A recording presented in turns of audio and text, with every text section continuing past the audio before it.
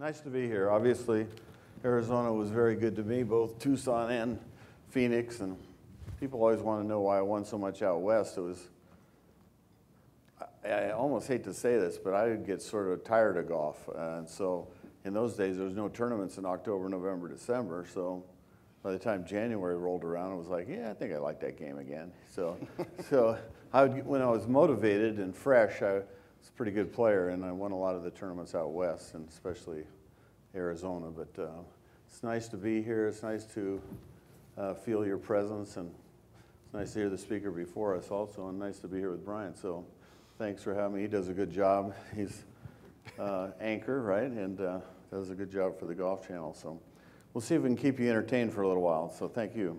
Well, before we get into some of your playing days and broadcasting days, let's talk just a little bit about Zero Friction and what drew you to this company and what the story is. Why are you here with Zero Friction?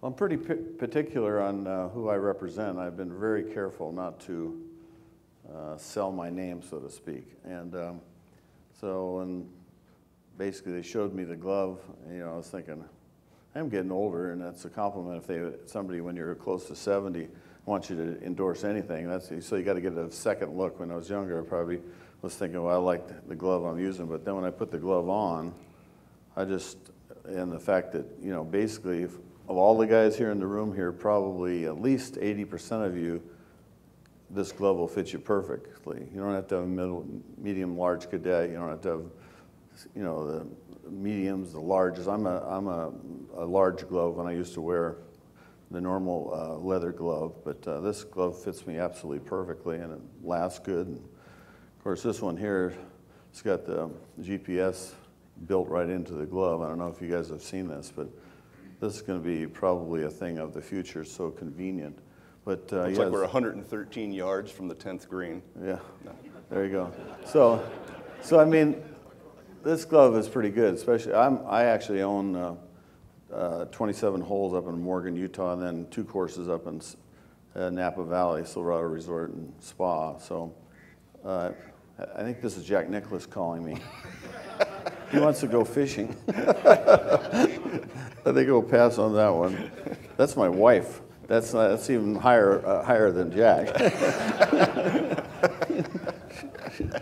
But yeah, so I was sold on the glove. It's a heck of a good product, and you guys ought to take a second look yourself, because I know some of you can't just put anything in your shops and whatever, but this one is definitely something that I'm proud of and nice to be part of, and been running all over the country a little bit, promoting it a bit, and so I think it's something that you guys ought to check out. Yeah, speaking as the former owner of a golf shop, I now am at a facility that I don't own the shop, but it's a breath of fresh air not to have to worry about medium, cadet medium, large, medium, large, cadet large, and just throw it all into one SKU with the Motion Fit glove. And now this is the Distance Pro, which you get the great fit, and you can tell how far you are from the pin. So it's not going to fit Michael Jordan, I can tell you, but it's or Jerry Rice. I was just doing a tournament for Steve Young, those guys, but most people it fits excellently. You know, it just adjusts to your hand size, and it's very comfortable because the spandex on the backside of your hand, when you close your hand, you know, a lot of times you have to break in a glove because I don't like all that tension over your knuckles. I don't know if you guys know that. In fact, when I played, I didn't even the tab, I just left it open. I didn't want any tension on my hand at all. But this spandex just is very comfortable. When you close it in, it doesn't increase the pressure. So, well, let's look at 2016 here a little bit, and certainly some incredible highlights in the world of golf. And we're still fresh off that victory at Hazeltine, and I wanted to get some of your thoughts on the Ryder Cup and what made it such a great success for us this year, and what do you see going forward for the Ryder Cup? Well, you guys obviously, just like I was, wanted the U.S. to finally win after losing 8 out of 10. This pod system and this new format, sort of an aberration a little bit of Paul Azinger's when he won it in Kentucky. I guess that had something to do with this system, and Phil Mickelson was really, as I said on the air, which I thought it was slightly controversial. I said, you guys are looking at Davis Love, but the real power behind the throne is really Phil Mickelson. And of course, he's the one that really said some pretty amazing things about Tom Watson while Watson was in the room with him at a press conference. So usually he's pretty politically correct, to say the least, but that one, he just couldn't help himself, I guess. But not only that, you know, it was a perfect time to win for the U.S. because Europe had 6 rookies. And, you know, basically I said it's the worst team they've fielded in many years, and that didn't go real big with them. But I've said the same thing about U.S. teams. It's the worst on paper that the U.S. has ever fielded, and they did get trounced. So, I mean, as long as you're accurate, it's okay, I guess, to say these things. But, but you know, that's sort of the way I grew up at Olympic Club, the junior golf program, and we were a bunch of, you know, San Franciscans at Olympic were just needled each other incessantly. And, you know, I just learned to defend myself and say what I believed and stand up for what I thought was the right thing and say what I thought was the right thing. And so my announcing, I don't really have any pretenses. It's just, if you choke, you choke. If you duck hook it, it's a crappy shot. And if you hit a good one, it's a good one. But I'm not real big on the PC part of life that much, you know. So, so I sort of changed what you can and can't say a bit. But there is a line there you can't cross. I found out when I said that, you know, guys would make Ben Hogan puke, and a few of those I found out those aren't really too acceptable, some of those comments. Yeah. But, like Perry, but yeah, it's been a good run. You know, I've played the tour from 69 to 89, 90, and when I told my wife I'm going to retire, I'm not going to tell anybody I'm retiring. I'll just play just a couple tournaments a year, and I get this call from NBC. It says, well, Trevino's going on the senior tour. You want his job? And I was like, he really is, he's quitting. He was with Vin Scully, actually. He was doing it with Vin Scully. And I said, no, I don't have any interest in doing that at all. And they said, well, why don't you think about it for a week and we'll call you back. And I said, well, I don't think I'm going to change my mind. But my wife, I went in and told my wife, you know, this rare job, at the time, there's only 3 guys that have the lead analyst job. It's like the rarest job there is, you know. And I said, they offered me this job. Of course, my comment to them also, I didn't say, is, what makes you think I can even do that job? You know, they said, you can have it. And I said, what makes you think I can even do that job? And there wasn't an answer to that, but but my wife said, well, you know, it would be nice to get a regular paycheck now that you're retiring, you know. That's sort of, that sounds familiar to some of you guys. So lo and behold, I've been doing it for 27 years now, and that's a long time. You know, played the tour just over 20 years and 27, so I'm going to be retiring soon, so we'll see what happens then. But I've got a small little family, 6 kids, 23 grandkids, so which in Utah they say, is that all you're going to have? Everywhere else, everybody else, their mouth goes open, you know, especially in California. But so I got some teaching I got to do to those grandkids to pass the game along like my father did. Well, we want to talk more about the family values and the balance you have found throughout your career, which is really incredible. But since you talked about sneaking into broadcasting, you were into that role when 1994 happened, and I think of 1994 as another major for you. The AT&T Pebble Beach Pro-Am at 46 years of age, basically in retirement, and somehow the magic came back, and you won on the PGA Tour at age 46, and that, I remember where I was when that was taking place. That was incredible. Take us through some of the feelings you had that week. I started announcing in '90, so I played, after I retired, I played the AT&T, and then I also played the Pebble Beach Invitational, which was at Pebble Beach, which is not a tour event. And that was my 2 tournaments every year for 90, 91, 92, 93, and then 94. And that was sort of my big tournament of the year was AT&T, and I'd play with friends as my partner. And you know, I was starting to play pretty good. My tee to green game was, even though I literally would only play about 15 rounds a year, I just always could hit the ball pretty good. But my putting, I had the yips, you know, putting a little bit. And it was weird because right before the AT&T, I was a 9-hole guy too, no 18 holes. I had bad knees and lower legs, but I started trying, I don't know where I came up with it, but I decided to put my grip strong like Watson with the elbow out and sort of lock it in there and grip it tight and just sort of 1-2 it, you know how Watson did it? You guys want to try that. But 1-2, because I gripped it like this and my wrist could do anything, but once you get it there, you're sort of in that lock position. And I started shooting with my boys who were really good players. I mean, really good players. A couple of them were top 10 in the country in junior golf, and I started whooping on them, shooting 31s and 2s. And I said, you know, I'm going to be playing in a couple of weeks at AT&T. I might have a chance to do pretty good. He said, no, you'll get the yips dead and choke. He said, you'll choke. So as it turned out, you know, I set a goal, which I guess you're not supposed to do that much, but if I could just shoot somewhere around par at Spyglass first round, once I got my tee times, I'd be happy. And the good part of me says, no, shoot 68. And I said, what are you kidding?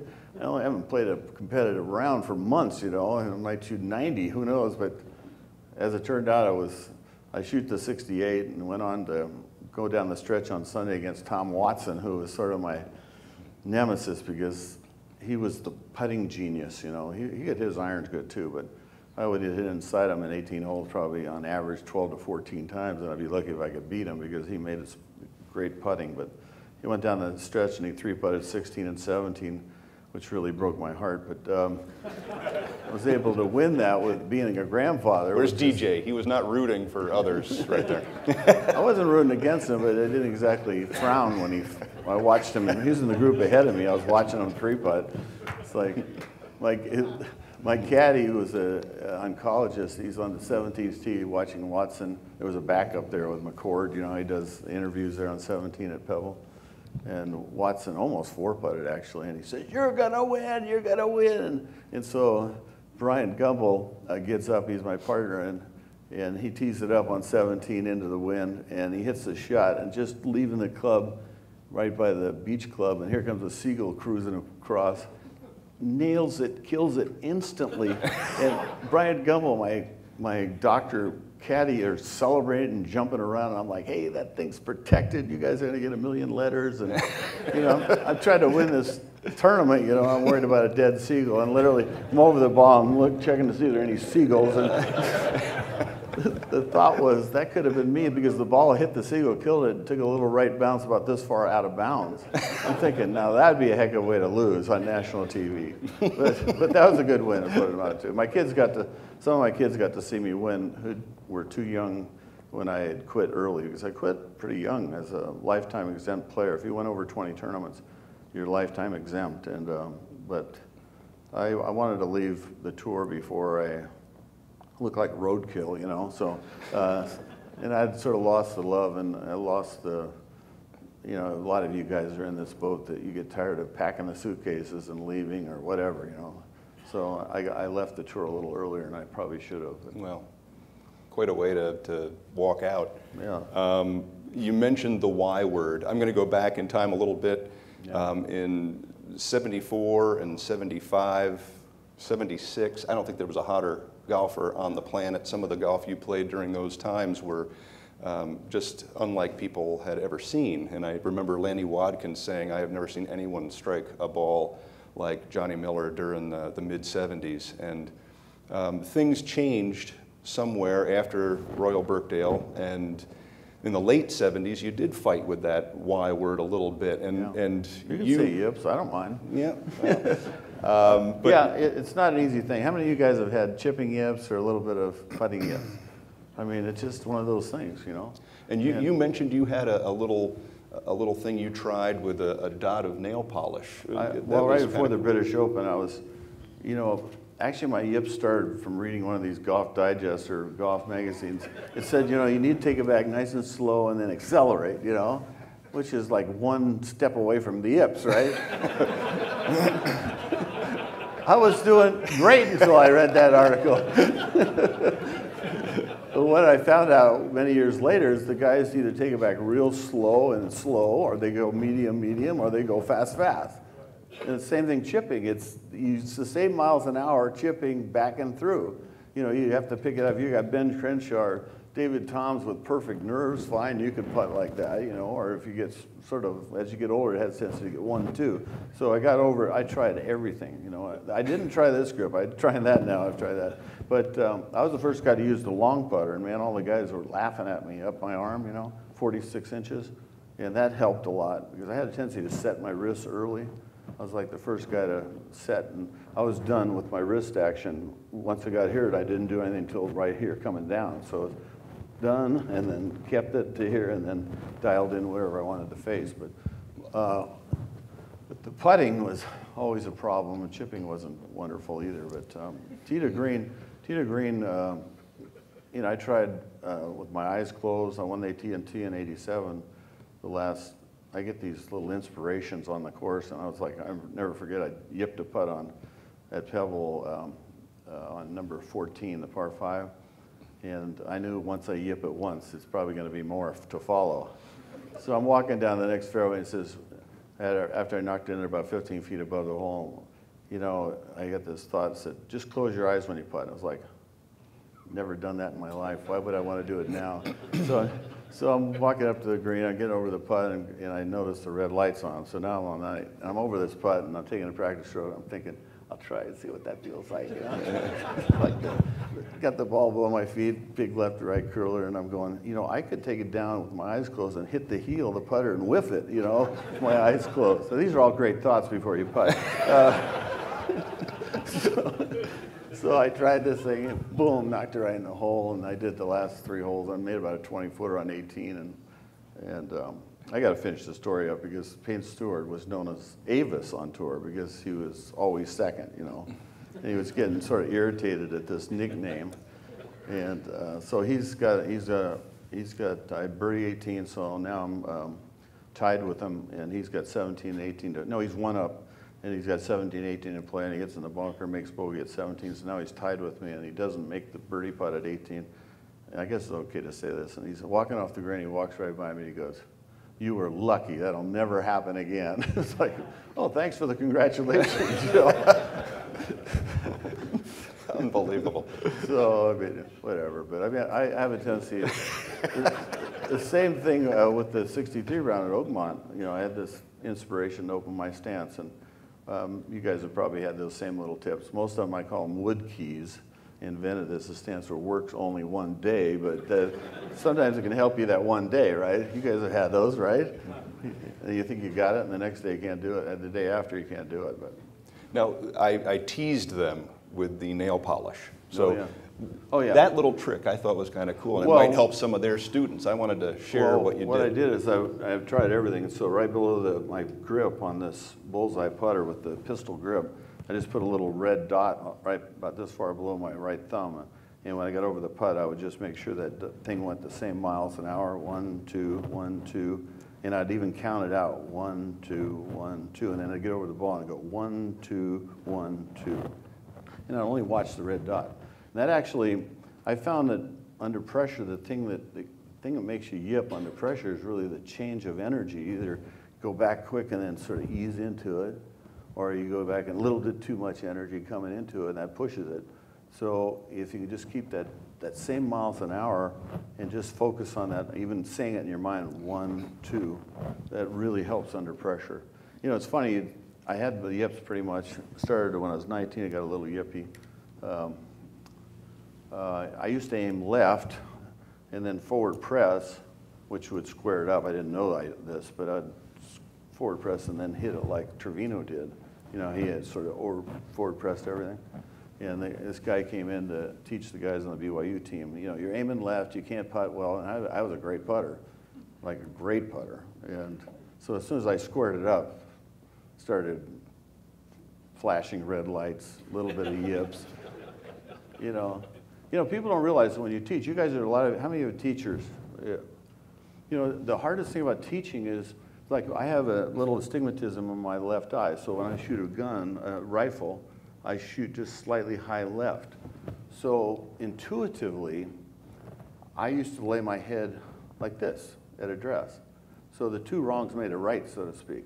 You understand what I'm saying? So once I did this, that would offset the fact that I wanted to hit it left, but with the eyes this way, it would sort of straighten it out. Now, I didn't know why I did it, and people would say, why do you put your head like this?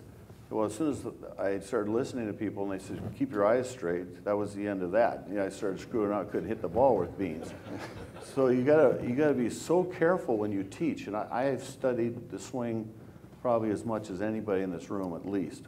And I wanted to know how everybody swung, you know, whether it was Chi-Chi or Gabe Brewer or Miller Barber or, you know, Nicholas, where he gets the elbow this way and gets the elbow that way, and the guys would fold it, and you name it. I've tried it all. I've either tried it or studied it. And it's really hard when you teach not to realize that maybe it's somebody's, just the way their body has no range of motion, or they got a bad back, or what the heck, one leg short of the other, or whatever it is.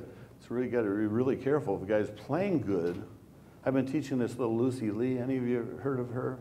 She just won the PGA Junior Championship in Florida. I mean, she's like crazy good. And her parents are like, you know, wanting her to be the greatest golfer ever, which who knows, she might be, but eventually. But it's like, she is so good, it's like, I don't even want to touch it. Does that make sense? I mean, she's the only one I've ever seen at 12 years old. She qualified for she was medalist for the U.S. Open at 11 years old by 4 shots. And she can take a 3-wood and hit the ball and take a divot on this side of the ball with a 3-wood and still hit it high. You know how many women can hit the ball and take a divot with a 3-wood afterwards? Maybe Lexi Thompson and Michelle Wee, but not too many, right? But so it's really, you got to really be careful of, you know, when you got somebody that's really got a swing groove, like Lanny Watkins was like unbelievably great ball striking when he was a teenager, and he had this swing that was, you know, we used to say we'll give anybody a gold Cadillac if they can figure out why he hits it so good. You know, Jerry Hurd and I, we were needling him, but it's quite a responsibility teaching, isn't it? You got a kid that's really a good player, and his intuitiveness of how he works with his, whether it's eyesight or the way his body works, you got to be really careful not to interject your teaching into something like that, somebody like that, without sort of messing them up. Because I've messed up a couple of people thinking that, you know, their elbow's out here and it should be here, you know. But they matched it with the elbow out here instead of here, like Nicholas did. You know, the fact that he got his elbow out, the face stayed square longer than everybody. Then he went through like this, the face stayed square longer than anybody. That's why he hit it so dang straight. So, but all the teachers were saying, how many of you guys remember, Jack Nicklaus got a flying right elbow, that's not going to work, right? You guys remember, the guys that are old like I am, Holber? So, yeah, but I mean, you guys remember that, so you got to be careful, you know. So, I'm sure you guys know a lot of this. But. Well, that's a perfect segue. Again, speaking as a PGA professional and a teacher, what are your thoughts on technology? We've got TrackMans and flight scopes and 3D, 4D, K-vests. There's Body Track. I could go on and on. Sam Putt Labs. Do you think technology is a huge help to us as teachers, or should we be a little careful of that? I think a lot of it's good, but I don't know just on how much you use it. I mean, it really helped. Big time, it's helped the guys on the tour that weren't very good with the wedges, right? Dustin Johnson was a terrible wedge player. Actually, Tiger Woods was a lousy wedge player, and so was Greg Norman. But they were so good around the green chipping and putting, plus their length would get them 4 birdies, basically. But, you know, it really did change big time. Dustin Johnson, he would, like when I was in my prime, a lot of guys think I was the best iron player, and Nicholas said I was the best short iron player I ever saw, which, you know, you've already mentioned Watson complimenting. I think that was the only compliment either one of them ever gave out in their life, but I mean, that was pretty good that I was involved in that. But my average iron for, you know, that 8-10 years in the 70s was within 3 feet offline. And I could, if it was 148, it was either going to go 148, 147, or 149. So I got a lot of criticism from other players because the minute I hit it, I'd sort of raise my hands and say thanks a lot while it was still in the air. You know, they didn't really like that too much. But my distance control was a little unusual, and you know, we got a little bit of time. How are we doing here with this time stuff? What I used to do, I had a really weak left-hand grip, both of these are up my left shoulder, which is really hard to create power. But what had happened is your impact fix, you can only go so much forward. When you grip it like this, you can return the handle 90, you can return that thing anywhere you want. So your distance control, if you don't watch out, is all over the place. But when you grip it like that, which, like I said, it's got its disadvantages, but as long as you don't go that way, you know, if you hit it like that, you know it's going to be great distance. And I basically played with one backswing and then just dialed in whatever speed that I wanted at the bottom, which a lot of people choke down on it and do different things. But, yeah, you know, I always say if you get in the Hall of Fame in golf, you had to be doing something pretty good or a little better than the average guy. And that was, for me, it was the iron game was really good. And I thought that also that I had an advantage over other guys.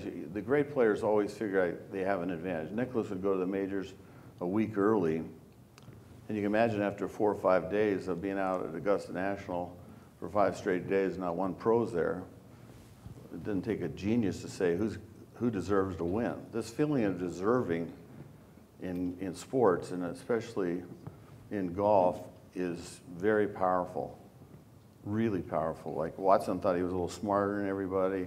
You know, there's guys that think Gary Player, that he hit more practice balls than Ben Hogan, and, you know, different guys. They think they have an advantage in different ways. For me, I thought I had an advantage because my iron game was good ever since I was a little boy, but I thought that I knew more about the swing than the other guys. Whether I did or not, I actually did believe that I studied the swing more than any of the other guys. And I basically played, the other advantage I had is I played with 5 guys. I had a Tony Lima high hook where I had a high fall through this way, and then I had the helicopter fall through that hit a high cut, and then I had a Chi-Chi cross this way, I had a Trevino low one here, and then I had the Watson straight ball where you pull the club straight down like this. You know how he does that? And then I had my own. So I had all these I had all these shots, and every one of them hit a different flight. So there wasn't a one pin. I'm the one that started this green light special stuff. And as a drag racer, and I used to Jim Connor racer, but if you got the shot that matches that wind and the flag placement, whether it's a Trevino to the back right pin or Chi-Chi to, you know, hit it around a corner, if you got a shot totally grooved, you know, you can play with a lot more confidence. And my theory is if I have all these different shots totally confident in hitting them, even if I was choking, there was 5 other guys that probably weren't. If one of them was going to be not choking that day, I'd figure out one guy that was playing well that day. That's pretty comforting. When you got one shot, one swing, and it ain't working, that isn't a good feeling. So I still believe that is the future of golf. I was like remember when I shot 61 at Phoenix Country Club in 1970, I think it was, 70. And back then, that was like an unheard of score with the old equipment.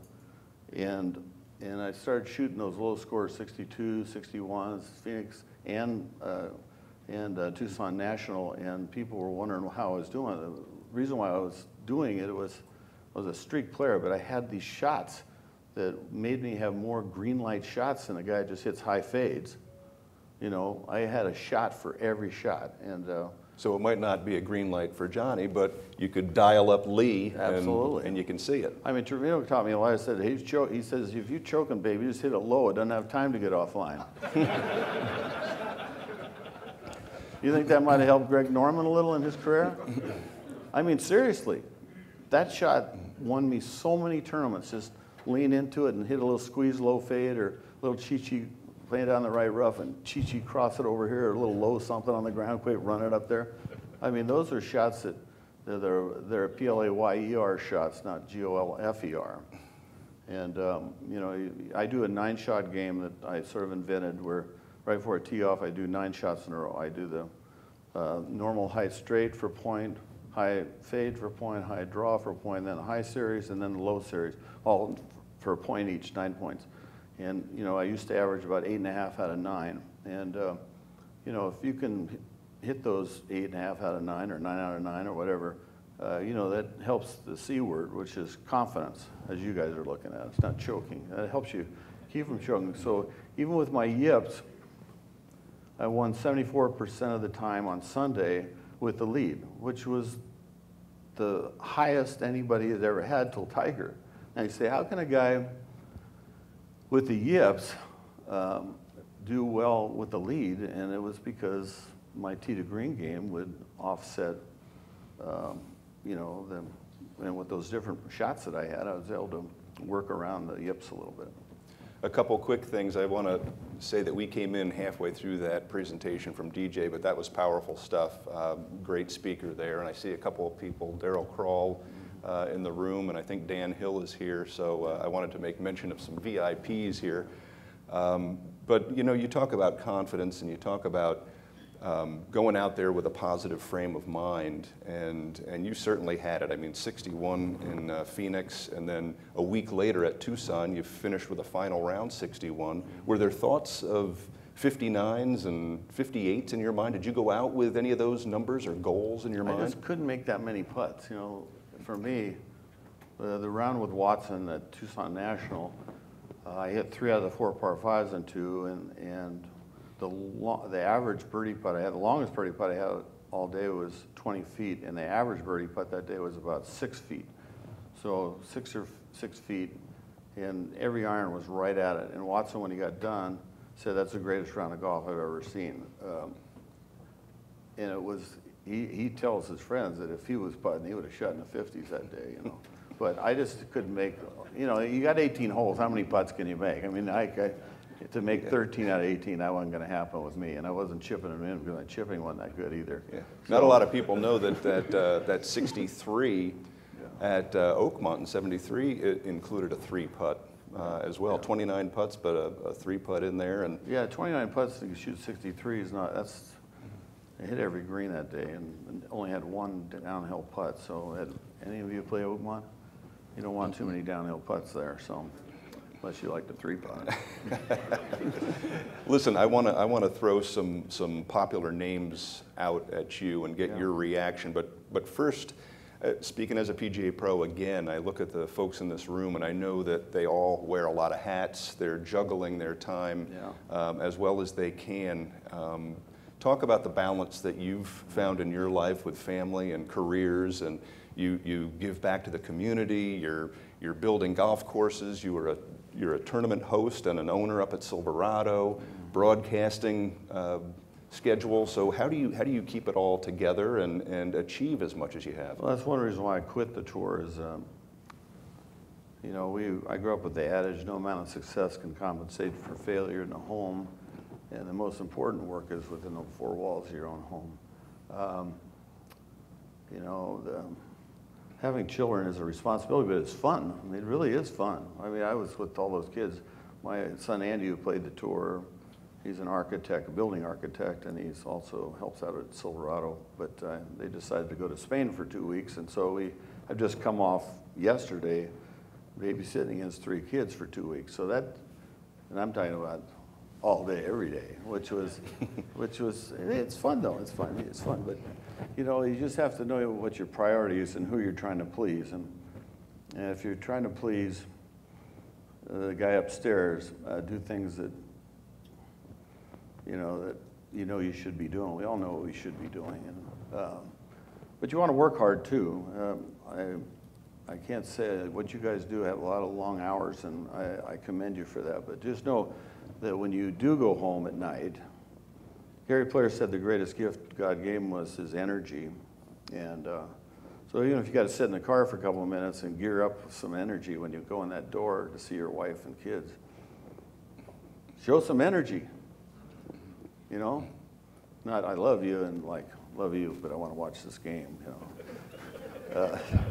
We got a big one tonight, by the way. Show them some energy, like, how'd you do today, Instead of like, man, I'm tired. I think I'll need to really read the paper, so leave me alone for a while. But and I've been guilty of that a bit, but I've tried to learn from little kids. You have to match kids' energy or exceed it if you want to be popular with them and you have a great relationship with them. Somehow you got to do that. And so it's wonderful though. The grandkids, you got a lot of grandpa people in here. pretty darn good, isn't it? But you got to pass the game along with them. You know, what happened was my dad passed the game.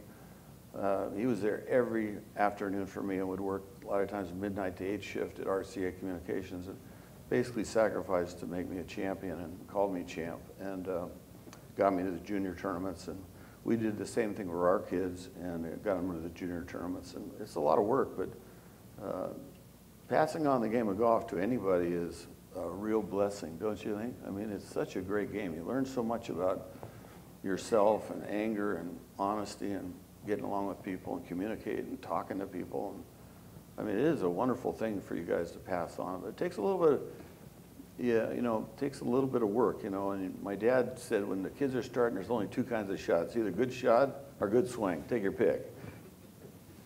In other words, got to be positive at first. You know, and what I teach kids, it's the best tip. Because everybody, when they start golf and they play it too far forward and they take it back real low and then they hit up on it, pop the belly out here.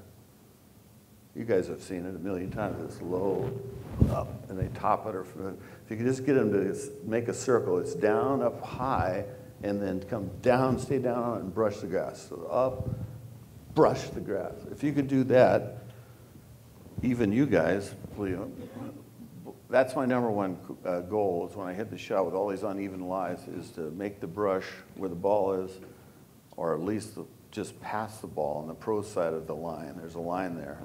And if you can just work on that down, up, down, stay down and brush like Dustin Johnson does, brush the grass. It's very hard to do, especially with all the different lies. If you can get people just to focus on that one thing, they'll improve by 5 shots within a couple of weeks. Promise you. It's the best tip, period. There's nothing even close to it, because most shots are missed because they top it or they hit behind it. So in the process of trying to brush it where the ball is or past, you have to make a weight shift, you got to stay down on it, you got to make the lead. So all these things happen just by trying to brush the darn grass. So I highly recommend, that's going to be on my tombstone. I've been teaching for about 30 years. But when I start little kids off, and all of a sudden they brush the grass, the ball goes in the air. It's like, yeah, that's cool. You know, they like that. Instead of topping it or hitting behind it and falling back.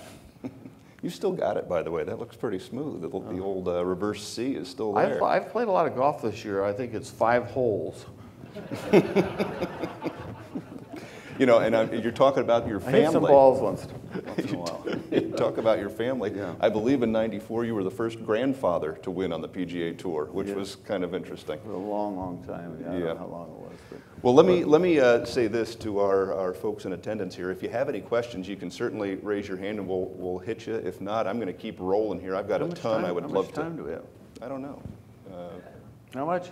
Doesn't matter. Doesn't matter. We'll keep going. Well, you guys have got calluses on your butt about now, so. All right, you mentioned Dustin Johnson. Yeah. You know, there's been a lot of talk about the big 3 with Jordan and Jason and Rory, but they went 0 for 4 this year. In fact, we had 4 new major champions, all for their first time, different winners. What are your thoughts on golf, the PGA Tour, how we're positioned for the future? I've got some questions coming up about Mr. Woods, but what do you think about these young guns who are in position perhaps to be dominating forces? Well, you know, I thought there'd be more of a backlash from Tiger sort of dropping out of the scene so abruptly, right? Didn't you guys feel that way? But golf always survives, doesn't it?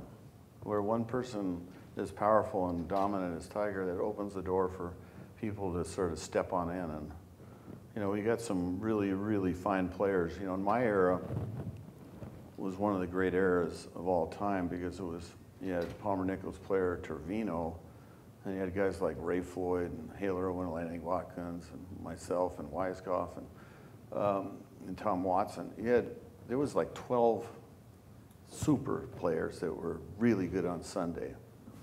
Then we went through a period of time that there were some really top players, but not many guys that played well on Sunday. You guys know the era I'm talking about, you know, whether it's a Greg Norman era or Faldo era or whatever, but the bottom line is Tiger sort of showed basically the ultimate competitor is a guy that can make people melt around you. just to see Tiger's name up there, guys would shoot. Every time they played with him, they could be leading by 3.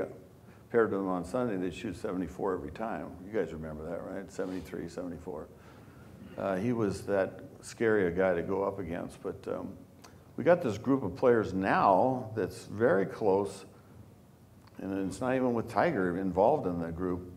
That's very close to that 70s era that was so good. And, you know, Jason Day, he's had a lot of physical problems, but he's copied Tiger Woods' 2000 swing. I mean, it's a duplicate of Tiger's 2000 swing. Every position's the same. My son Andy was on tour. He had his own sort of stayed down action like Dustin Johnson. He was All-American at BYU, and then he went on the Nike tour at the time, and then he got seduced by Tiger's swing, and he had all the pictures up in the spot that he lived, a big mirror, and he just copied every position. And he was on tour with it, but he never was the player he was prior to that. But that's an awfully good swing, and that's a great player, Jason Day. He's a streaky player like I was. Jason, I don't know, some of his are physical related matters, but he comes and goes. But when he's on, he's probably as good as anybody. Dustin Johnson it's incredible talent, got the body, the 3 great bodies I've seen in golf. Well, Tiger might have been in there, but Sam Snead I roomed with Sam Snead when I won the British Open in '76, which, just the 2 of us, which was quite a treat, you know. And just to be around that guy, he could remember every shot he ever hit, pretty much. He was a genius. But Dustin Johnson's one of them, and Vijay Singh's the other one. They have these real loose, powerful big men with real loose bodies. I mean, Dustin Johnson looks like, you know, the guys should be in that movie with Clint Eastwood, you know, just the way he walks, you know. And but he's going to be around a while. He doesn't overcomplicate things between the ears either, and some people think that's a negative, but sometimes it's better to keep it sort of simple and just be athletic. These caddies are so involved in the game now. It's amazing to you guys. The practice swings. I remember when Tom Shaw, anybody remember Tom Shaw? He started making 2 full practice swings, and like everybody went like, what the heck is he doing? You know, you're not allowed to take a full practice swing. Well, you know, all you did was take a little half swing and get in and hit. You know, you guys remember that, a lot of you. Now it's, you know, you watch Jordan Spieth, who's a tremendous player, but he takes 6 to 9 practice swings every shot. But maybe that's good. I don't know, but sure it's getting slower. I don't know what you guys think, but and McIlroy, a really nice guy, playing really well again, putting better again. He's part of this group of Jason Day, Dustin Johnson, Rory McIlroy, and Spieth. And then Henrik Stenson has that little move off the ball, which is, I love the way he grips it so tight. You guys ever watch it? He's like, squeeze. I know there's water in here somewhere, you know. It's like, and then just, whoom, whoom. You know, it's just cool. The sound of his strike is, you know, it's amazing. I used that word one time on the air about 1.5 years ago. I said, the sound of that strike of that shot was amazing. Now that word, everybody uses that word. It's like, that's the in word. You know, it's a good strike. You know, it's weird how that thing caught on. But Adam Scott, of course, got that beautiful Tiger Woods 2000 swing also, one of the best swings there are. And then Bubba has got all those shots, the 9-shot drill that I do. He learned that by, I guess you guys know, by playing a wiffle ball around his house. So he'd go around the house this way. He had to use the Chi-Chi shot or Tony Lima shot, you know, and then go around this way and hit it this way, you know, around that side. And pretty clever, really. It's I mean, a good he's way. very, very artistic with the shots. And then Patrick Reed, I didn't talk much about the Ryder Cup, but that was sensational. But that's Patrick Reed. Was that match with Rory McIlroy on the front nine any good? They played 5, 6, 7, and 8. 7 birdies and an eagle, those 2 guys. 7 birdies and an eagle, making putts on top of the other guy. That was the greatest 9-hole match I have ever seen in my life, and it was. I can't remember seeing emotion like that. Oh, I mean, yeah, they were pumped up. The gallery was like taking those old baseball Reds. You know, there's like everybody was like on bennies or whatever you call them. They're all on speed. They're like on speed. We'll edit that out later. You know what I mean? People were nuts. It was so loud. It was the loudest noises I have ever heard. I've been around a little bit. Never heard a gallery that loud as they were at Hazeltine. And then Ricky Fowler's somebody with he's really a nice kid, but you know, he's got the ability to, ever since he's a little kid, he's been winning a lot of tournaments, but he seems like he hasn't been as good a closer. He should have won probably at Phoenix this year, right? And but he's a fun guy to watch. But there's other good players too. But it's a good group. That's what I'm saying. We don't really miss Tiger that much. It would be nice to have Tiger join that group. And there's some guys I didn't talk about, but golf's in a pretty good spot, don't you think? You guys feel pretty good about it? It's not like, you know, for a while there, if so-and-so and so-and-so wasn't playing, I'm not even going to watch because you didn't even hardly know the other guys that had a chance to win. Now you got a bunch of stars that are fun to watch, of different personalities. And so I think golf's in good shape. A lot of the press is a lot like the Zika virus. Press sucks, you know. Well, I mean, they pick up all the negatives and they don't balance anything. You know, it's like and you know, I think the game of golf is always going to be pretty healthy. It's just how healthy. And we did build probably too many courses there for a while. So, you know, my dad always taught me, water always finds its own level eventually. And if you build too much of this, you're going to suffer for a while till either the growth catches up to the water level or whatever. So that's sort of where we're at. But I think golf is very much healthier than the press has made it out to be. One quick thing before I open it up for maybe a question or two. You were very close to the issue, being an owner up at Silverado and the tournament host, and I can imagine the change in emotions hearing that Tiger is going to play the event and then Tiger withdraws from the event. Your thoughts on that process and perhaps where he is and what he's going to be doing in 2017? Well, that's a really good one there. You know, I work with Noda, and Noda's buddies. Noda's like his older brother. And Noda's been real careful because Tiger is a little like that Seinfeld episode when the soup guy, if you say something you're not supposed to say about Tiger, it's no soup for you anymore, you know. So Tiger's been real careful about the soup. But he did promise me Tiger was going to play in the Safeway Open we're at Silverado, but deep down I was thinking, everybody, nice going, Tiger's coming to your tournament. They'd text me and I'd say, yeah, that would be great, but I'll believe it when I see him teeing it up on Thursday and he's hit the ball. So I wasn't sure. I just didn't feel like I felt like something was going to happen. He wouldn't show up, but you can imagine the pressure. I mean, I was nothing compared to Tiger in my run, but I got burnt out on golf because we were having kids in 72, 4, 6, 8, and 80 and dragging kids on tour. And, you know, we tried to have our family together. And by about 77, 70 and 76, I'd won the British Open. It was like, okay, I think that's it for me, you know. I think I'll need a little rest. But I didn't take it because the managers wouldn't let me do that. But in 77, I picked up all this weight from working on my ranch, muscle. I still had a 31-inch waist, but I weighed about 190 and I looked good, I guess.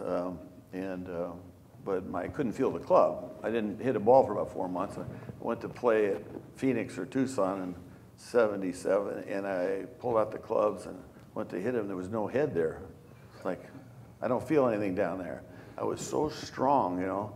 And I had a swing where I got it up real high and then I would drop it in the slot, you know, real high and then drop it. I could get it up high, pretty high, but I couldn't make the Rory move where you drop it and the Faldo move where you drop it in the slot. So I was playing Army golf, and Fortune magazine wrote by about midsummer, the marketing of a loser on the cover. So in my own little way, you know, press is tough, you know. And I sort of deserved it because I was burnt out a little and I shouldn't have been working on the ranch and stuff.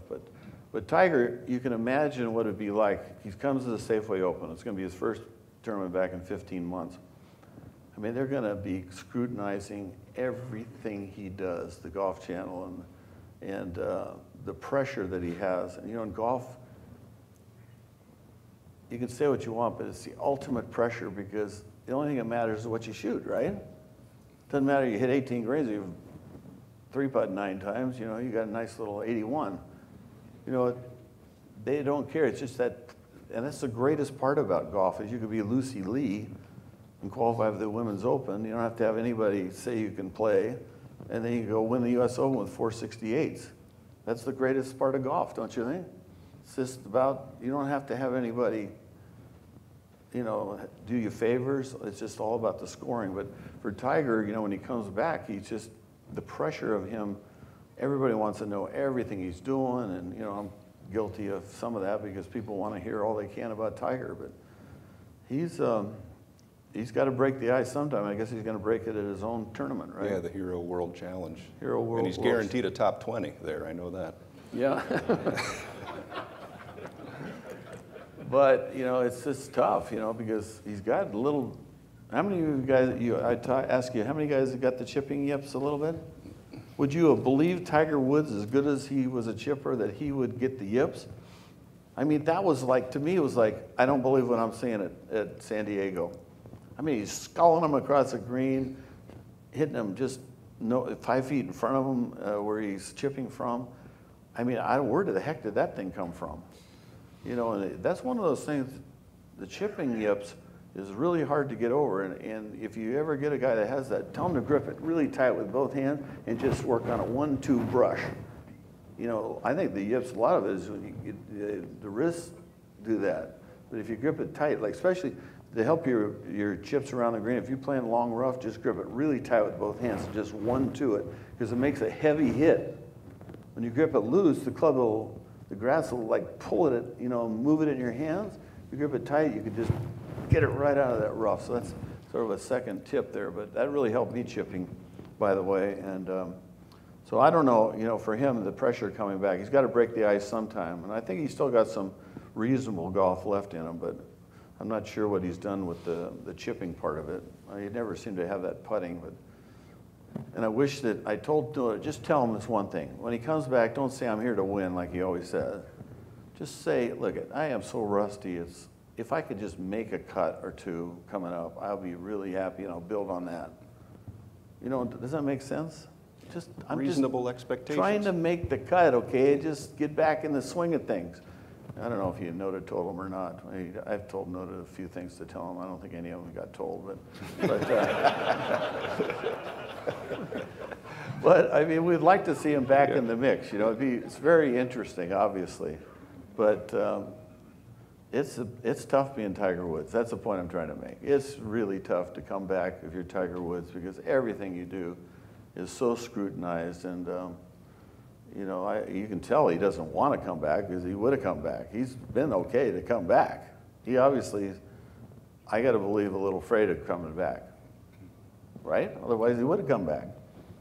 So he's got to do it sometime. Well, I'm not sure if he's listening, but I know we are, and yeah. I know we're coming to the end here. Yeah. Some last-minute words of advice. I mean, we've got great PGA professionals who have the great game in their hands, and they're trying to build more revenue, more action, more engagement, excite people to play golf. Some final words of wisdom. You know, that's a subject in itself, isn't it? But I think the main thing, the one thought that I had when I was really playing well, and I won 9 times in '74, was the thought that I wish these guys would hurry up and hit because I can't wait to hit it. It's going to be so much fun. And a couple of years later, it was like, is it really my turn to hit? No, you go ahead and hit first, okay? But if you could tell yourself, I can't wait to try to make this putt, instead of like, wow, this thing is really fast, and if I miss it, it's going to go by 5 feet, and I can't make that right lefter coming back. And instead of just teach the kids, the people that you teach, and tell them to, even if it's look forward to that one great shot a day or 2 great shots a day, and like this could be the one. I can't wait to hit it. This is going to be that one, and really teach that attitude, like my dad taught, of you know, looking forward to the next shot. And it's a little bit that way every day you get up. As you need to. I really study serendipity a lot, And that's looking for that unexpected pleasure that can come along in your life. And most people don't see it when it happens because they're too busy with other thoughts or maybe something negative. But try to live a life that's really positive and look for the beauty in life and the good things. And don't be an about time person. It's about time that happened. Because in golf that can happen after 7 holes of moaning and groaning about how crappy you're playing, and you finally hit this perfect shot Rory McIlroy can't do better on, and then you throw the club down. Geez, about time I hit a good one. Try to just suck out all the goodness of that shot. And life is the same way, but try to really focus on what did that sound like? Where's my belly pointed? You know, look at the way my head is and where my hand action is here, and clearly press enter into that computer of yours. Don't throw it away with it. It's about time. Same thing when your kids do something well in school or whatever, focus on, instead of saying, well, it's about time you got that A, you've been a smart kid, you've just been lazy. Okay? We're in an about time society. And we got to be careful. My dad was always positive, and I think it's really the way to go. It really, you live longer being positive, don't you think? But I appreciate all you guys. I know a lot of you could teach me things. I wish we had time to sort of interact, you know, with the swing. It's like every time you go out, you find something new to try, don't you? You guys that way? My right hip hurts. That's why I haven't been playing. And I found that the other day I tried to hit a couple of balls, and I found I was trying to do that Stenson move, and it just killed my hip.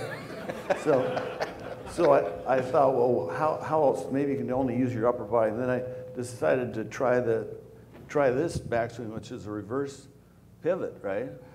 Nobody teaches that hardly, but if you were going to pull a rope hard from here, you surely couldn't pull it from here. The only way you could pull it hard would be the Tommy Nakajima. I played it with him on tour. He was the best player in Japan, and he would take it back like this. And from here, you can really extend your left arm, and then you could really pull much harder than you can from any other position. So not only did I feel more powerful, and I tried that swing on tour. I tried everybody's swing, and it did work. But it's funny, my hip didn't hurt, so maybe I'll play more than 5 holes coming up. But thanks for putting up with me. It's been a pleasure, Brian. Thanks a lot. I learned something every time. Thank you. Thank you, Johnny Miller. Thank you. Thank you.